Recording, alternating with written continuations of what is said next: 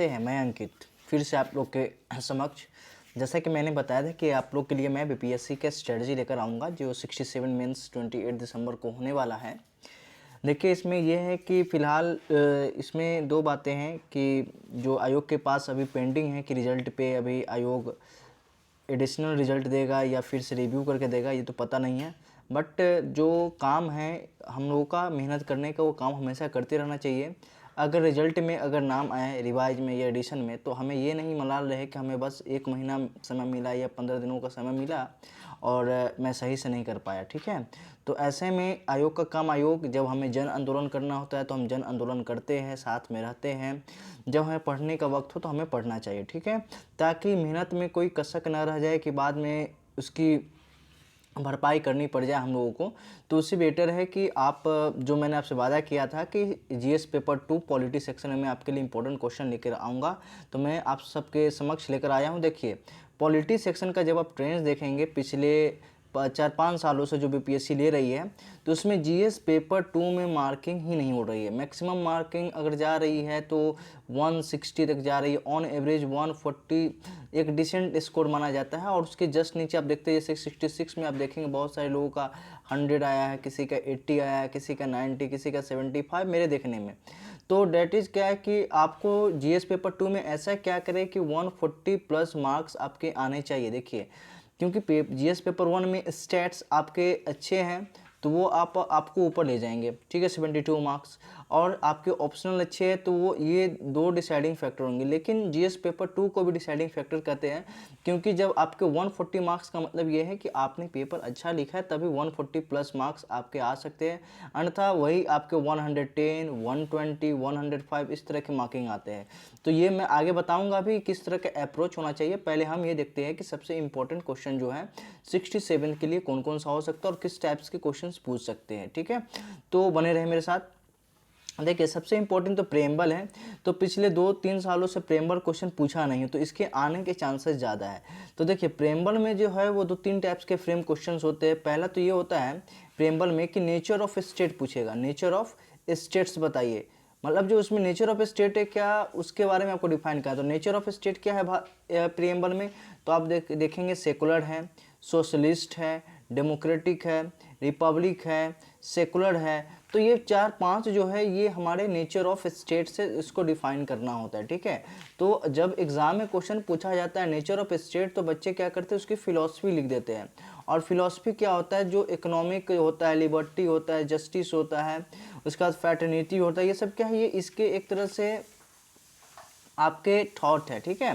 तो क्वेश्चंस 2-3 तरह से फ्रेम हो सकते हैं। एक तो आपका नेचर ऑफ स्टेट क्वेश्चन पूछ सकता है, ठीक है। दूसरा फिर आपसे क्वेश्चन पूछ सकता है कि आप इसके जो फिलॉसफी है बिहाइंड, जो मोरल, इसके बारे में आप डिफाइन करें। और तीसरा कि जो कॉन्स्टिट्यूशन मेकर है इसका ये माइंड है, उसको रिफ्लेक्ट करता है, इस तरह के क्वेश्चन आपसे पूछ सकता है। तो वहाँ पे आपको सारी बातें लिखनी पड़ेगी। दूसरी फंडामेंटल राइट्स। देखिए, fundamental rights is very important this year. Fundamental rights इस पर क्वेश्चंस आने के 90% से अब चांस है, याद रखें आप। फंडामेंटल राइट्स में क्वेश्चंस जो है करंट इशूज से रिलेटेड पूछ सकता है। एक तो फंडामेंटल राइट्स में जो क्वेश्चन पूछा जाएगा वो fundamental rights plus DPSP, fundamental right और डीपीएसपी को कंबाइन करके पूछा जाएगा कि इसको इन्फोर्समेंट किया जाएगा तो डीपीएसपी पे क्या होगा और डीपीएसपी से क्या होना चाहिए, ये सारी चीज़। दूसरा जो आपका क्वेश्चन है फंडामेंटल राइट्स और ड्यूटी से रिलेटेड होगा, ड्यूटीज। अब इससे क्योंकि अभी हाल में जो लॉ कमीशन है उसने एक रिपोर्ट भेजा है और लॉ कमीशन के रिपोर्ट के अकॉर्डिंग बोला है कि जो फंडामेंटल राइट्स और ड्यूटीज दोनों एक दूसरे से क्या है, कोलैबोरेट है, दोनों को साथ में चलना चाहिए, तभी देश में क्या होगी, स्थिरता हो सकती है। तीसरा क्वेश्चंस आपके आ सकते हैं freedom of speech and expression से। चौथा आपका जो फंडामेंटल राइट में क्वेश्चन है वो एक आ सकता है कि आर्टिकल 25, जो आजकल बुरखा से रिलेटेड जो इशूज़ आ रहे हैं, तो वहाँ से क्वेश्चंस आने की संभावना ज़्यादा है। और एक पांचवा क्वेश्चन जो है कि आप इनफोर्सली, मतलब किसी को फोर्सली आप रिलीजन कन्वर्जन करवा रहे हैं, तो इस तरह के क्वेश्चन फंडामेंटल राइट्स में फ्रेम किए जा सकते हैं। तो फिर से आप देख लेंगे कि कितने टाइप्स के, आप वीडियो को रिवाइज करते रहेंगे तो आपको पता चलेगा। फिर डीपीएसपी में सिंपली नेचर पूछ सकता है। फिर दूसरा क्वेश्चन कि डीपीएसपी के स्पेसिफिक की गांधीयन प्रिंसिपल क्या है, सोशलिस्ट प्रिंसिपल क्या है, कैपिटलिस्ट प्रिंसिपल क्या है, उसका एग्जाम्पल बताइए, साथ ही साथ गवर्नमेंट ने कैसे इन्फोर्स किया है उसके बारे में बताइए, ठीक है। तो इससे रिलेटेड आपसे क्वेश्चंस पूछे जा सकते हैं डीपीएसपी में। उसके बाद एक इंपॉर्टेंट क्वेश्चन आता है amendment of the constitution correlated with basic structure. मतलब देखिए बेसिक स्ट्रक्चर को आज तक सुप्रीम कोर्ट ने डिसाइड नहीं किया है कि डिफाइन नहीं किया कि व्हाट इज बेसिक स्ट्रक्चर्स, और दूसरा है कि अमेंडमेंट ऑफ कॉन्स्टिट्यूशन, ठीक है। तो कॉन्स्टिट्यूशन सुप्रीम कोर्ट ये भी कहती है कि जो पार्लियामेंट है वो सोवरेन बॉडी है देश में कॉन्स्टिट्यूशन में अमेंडमेंट करने को, लेकिन ये भी कहती है कि वो बेसिक स्ट्रक्चर में चेंज नहीं करेगी।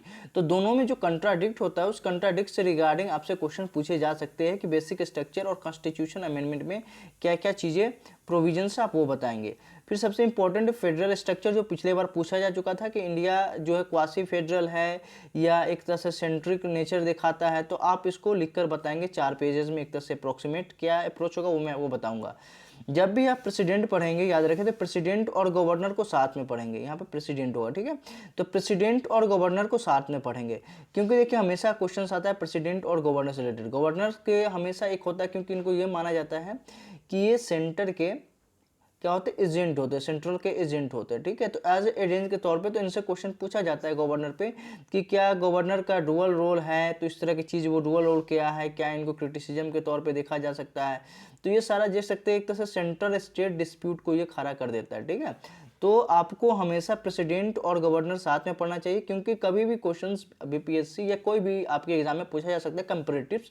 जैसे मान लीजिए पार्डनिंग पावर, जब पार्डनिंग पावर ही देखेंगे तो देखिए डेट इनको नहीं है जबकि प्रेसिडेंट को है, तो दोनों में कंपैरेटिव्स भी आ सकता है कि बताइए दोनों में पावरफुल कौन है एक तौर पे देखा जाए तो, ठीक है। तो पावरफुल तो ऐसे प्रेसिडेंट ही है क्योंकि यही अपॉइंट करते हैं, लेकिन एज अ जो पावर दिया गया है अपने अपने क्षेत्र में, उस क्षेत्र में ज़्यादा पावरफुल कौन है, प्रेसिडेंट है या गवर्नर है। अगर गवर्नर है तो किस मामले में, प्रेसिडेंट है तो किस मामले में, आपको लिखकर बताना पड़ेगा आर्टिकल सहित।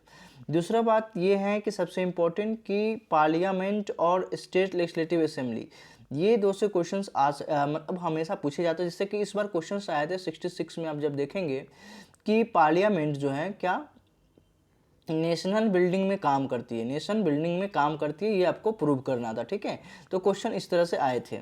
फिर आपका रोल ऑफ पार्लियामेंट्री कमेटी, मतलब जो जितने भी कमेटी है, जैसे पीएससी है, पब्लिक अकाउंट कमेटी है, एस्टिमेट कमेटी है, चाहे आपके रूल्स कमेटी है, जितनी भी कमेटी है उसके बारे में आपसे पूछा जाएगा उसका रोल क्या है और कैसे ये ट्रांसपेरेंसी और अकाउंटेबिलिटी को क्रिएट करता है देश में, उसके बारे में रोल पूछा जा रहा है। उसके बाद जस्ट इंपॉर्टेंट जब हम ऊपर जाएंगे तो इंपॉर्टेंट में सुप्रीम कोर्ट और हाई कोर्ट, ठीक है।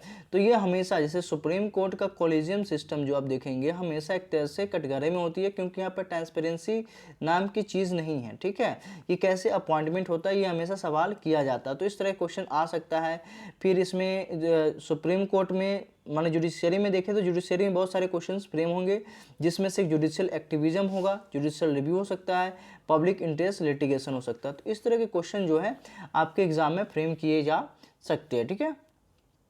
उसके बाद आप देखेंगे issues of local government. Local government मतलब कि आप एक तरह से आप लोकल पंचायत की बात करेंगे और म्यूनसिपैलिटी की बात करेंगे कि दोनों जगह पर जो है 73rd अमेंडमेंट एक्ट और 74 अमेंडमेंट एक्ट जो है क्या क्या फीचर प्रोवाइड कराया है और किस तरह से जो है वहाँ पे अभी भी इश्यूज़ है, वो इश्यूज़ फाइनेंशियली है, स्ट्रक्चरली है, तो वो सारा चीज़ आप बताएंगे एग्ज़ाम में पूछे जाने पे। फिर क्वेश्चन आपसे पूछा जाएगा कि role of constitutional bodies. Role of constitutional bodies में देखिए बहुत सारे आते हैं, तो आप जब एक साथ क्वेश्चन आ सकता है कि जो कॉन्स्टिट्यूशनल बॉडी है वो देश में ट्रांसपेरेंसी और अकाउंटेबिलिटी लाने का काम करती है, इस स्टेटमेंट को आप प्रूव करें। तो ऐसे में क्या होगा कि आपको जितने भी कॉन्स्टिट्यूशनल बॉडी है, पहले तो आपको ये डिफाइन करना पड़ेगा कि कॉन्स्टिट्यूशनल बॉडी होता क्या है, ठीक है। तो कॉन्स्टिट्यूशनल बॉडी वो होता है कि जो डायरेक्ट आर्टिकल के माध्यम से क्रिएट किए जाते हैं, ठीक है, that is called constitutional body. फिर आप में उसका रोल पूछा जाएगा, तो सारे जितने कॉन्स्टिट्यूशनल बॉडी आपको बताना पड़ेगा कॉन्स्टिट्यूशनल बॉडी भारत में कौन कौन से हैं। 4-5 का आप एग्जाम ले लेंगे और उसके बारे में बताएंगे ये कैसे क्रिएट फॉर्मेशन हुआ था। फिर बताएंगे कि सिग्निफिकेंस क्या होता है इनका। सिग्निफिकेंस के मतलब ये एक तरह से पार्लियामेंट को पार्लियामेंट्री डेमोक्रेसी को स्ट्रेंथन करता है। दूसरा ये पीपल सेंट्रिक डेमोक्रेसी बनाता है। तीसरा तौर पे आप कह सकते हैं ये अकाउंटेबिलिटी और ट्रांसपेरेंसी क्रिएट करने का काम करती है, ठीक है। एक तरह से ये इंडायरेक्टली से ऑडिट करने का भी काम करता है। तो इतने सारे आप क्या करेंगे फीचर्स बताएंगे रोल ऑफ कॉन्स्टिट्यूशनल बॉडीज़ में, ठीक है। उसके बाद कभी कभी स्पेसिफिक आपसे क्वेश्चन पूछ सकता है कि इलेक्शन कमीशन का बताइए, फाइनेंस कमीशन के बारे में बताइए और कैग के रिपोर्ट के बारे में बताइए, ठीक है। तो देखिए इलेक्शन कमीशन से रिलेटेड हमेशा आता है कि इलेक्शन कमीशन जो है फ्री एंड फेयर इलेक्शन कराती है, कैसे, क्या क्या स्टेप उठाया जाए कि इलेक्शन रिफॉर्म्स हो सके और अच्छे से इलेक्शन कराया जा सकता है। दूसरा फाइनेंस कमीशन की बात है तो फाइनेंस कमीशन 14 और 15 दोनों का कंपेरेटिव करके इस बार आप पढ़ कर जाएंगे, क्वेश्चन पूछे जाने की संभावना है। और कैग रिपोर्ट से कि एक तरह से इनकी जो रिपोर्ट है एक तरह से कहा जाता है कि पोस्टमार्टम किया जाता है ओवरऑल कि आप क्या कर रहे हैं नहीं कर रहे हैं, जनता के लिए आप 5 साल क्या किए, और जनता के पास जब जाते हैं तो ये कैग की रिपोर्ट होती है और कैग बताती है कि आपने कितना खर्च किया पब्लिक पर्स से और पब्लिक पे ही कितना खर्च किया। तो ये सारी चीज़ आपको एक कैग के माध्यम से होता है। फिर आता है role of non constitutional body. तो ये क्या होता है कि एक तरह से एक्स्ट्रा कॉन्स्टिट्यूशनल बॉडीज होती है या कह सकते हैं ये किसी एक्ट के माध्यम से किया जाता है, तो उससे क्या कहते हैं नॉन कॉन्स्टिट्यूशनल बॉडी। अब देखिए नॉन कॉन्स्टिट्यूशनल बॉडी में सबसे इंपॉर्टेंट जो नीति आयोग है वर्सेस प्लानिंग कमीशन, दोनों के बीच में आप कंपेयर करेंगे। साथ ही साथ नेशनल ह्यूमन राइट्स कमीशन हो जाएंगे, वुमेन चाइल्ड्स कमीशन हो जाएंगे, ये सारे आपके नॉन कॉन्स्टिट्यूशनल है। सबके अगर फीचर्स पूछे जाएंगे तो same as a constitutional body का ही हो जाएगा कि ये लोग क्या, ये इनका काम क्या है कि डेमोक्रेसी को स्ट्रेंथन करना, एक तरह से ऑडिट करना, प्रोटेक्शन करना राइट्स का, ठीक है। तो इस तरह से चीज़ें कहा जा सकता है नॉन कॉन्स्टिट्यूशनल बॉडीज़ में। सबसे इम्पोर्टेंट क्वेश्चन जो एस्पेक्ट बनता है आप देखेंगे बीपीएससी में, तो ये टॉपिक जो है काफ़ी फेवरेट है, बहुत फेवरेबल है, पॉलिटिकल पार्टीज़। जब आप पीपी मतलब पॉलिटिकल पार्टीज़ की बात करेंगे तो यहाँ पे 4 से 5 टाइप से क्वेश्चंस पूछे जाते हैं, ठीक है। तो एक बार पूछा गया है कि जो पॉलिटिकल पार्टीज़ है वो अब आइडियोलॉजी पे ना होकर एक व्यक्तिगत हो गया, मान किसी एक व्यक्ति के ऊपर चल रहा है वो बताना था, ठीक है। फिर पॉलिटिकल पार्टीज़ का फीचर्स पूछा गया था। फिर एक बार पूछा गया कि पॉलिटिकल पार्टीज़ कैसे स्ट्रेंथन करती है डेमोक्रेसी को, इस तरह से क्वेश्चंस फ्रेम किए जाते हैं। इसी में जब देखेंगे अभी ना कंटिन्यूसली जो है एंटी डिफेक्शंस लॉ अभी लागू मतलब चल रहा है, तो एंटी डिफेक्शन लॉ जो कंटिन्यूसली न्यूज़ में है, ठीक है। तो इस न्यूज़ में है तो हो सकता हो कि बीपीएससी इस पर आपसे क्वेश्चन पूछ दे, पॉलिटिकल पार्टीज ने पूछकर एंटी डिफेक्शन लॉ की, ऐसा एंटी डिफेक्शन लॉ क्या होता क्या है, किस किस कंडीशन में लगाए सकते हैं, करंट इशूज़ क्या था, उस इशूज़ के बारे में आपको बताने के लिए बोला जाए और उसको कैसे सॉल्यूशंस किया जाए, ये भी क्वेश्चन आपसे पूछ सकता है, ठीक है। तीसरा है कि important topic from the current section, मतलब अभी करंट में क्या क्या ऐसा इशूज है जो लग रहा है कि बेसिक के साथ साथ करंट में पूछ सकता है। तो एक ये देखिए फ्री बीज है। फ्री बीज का मतलब होता है कि जो इलेक्शन कैंपेन होती है तो वहाँ पे कह सकते हैं कि वादा किया जाता है तर्कहीन कि मेरी सरकार आई तो मैं आपको 5,000 महीना दूंगा, मेरी सरकार आई तो मैं आपको साइकिल दूंगा, मेरी सरकार आई तो मैं आपको खाने के लिए 4 महीने राशन दूंगा, इस तरह के फ्री ऑफ कॉस्ट कहा जाता है, ठीक है। तो ये होता है फ्री बीज, ठीक है। अगला क्वेश्चन है यूनिफॉर्म सिविल कोड के बारे में, काफ़ी इंपॉर्टेंट है। यूनिफॉर्म सिविल कोड भी आपका क्या है कंटिन्यूसली न्यूज में आ रहा है। ये डीपीएसपी का प्रोविजन है जिसको कहा जा रहा है सुप्रीम कोर्ट के द्वारा बार बार कि आप इसको देश में लागू करें। अब तक देश में सबसे पहला गोवा था, दूसरा उत्तराखंड है जो लागू करने की ओर अग्रसर है, ठीक है। आगे हम देखे चलेंगे कि अभी न्यूज में ही था EWS 103rd रिजर्वेशन। ये 103rd रिजर्वेशन से क्या इम्पैक्ट पड़ता है कॉन्स्टिट्यूशन प्रोविजन पे, जो इंदिरा साहनी केस में कहा गया था कि आप 49.5% से ज़्यादा नहीं ला सकते हैं। तो उस तरह से ये जजमेंट किस तरह से ये स्लैब को तोड़ता है, इस तरह के जिक्र करना है आपको। उसके बाद आपको बताना है कि क्या ये सही है या क्या गलत है, इसका मोटिव क्या था, ठीक है, और क्या इससे आगे ज़्यादा इंक्रीज होना चाहिए या डिक्रीज होना चाहिए, क्योंकि कंटिन्यूसली न्यूज़ में है तो उस पर आप बहुत ही अच्छे से नोट्स बना के जाएंगे।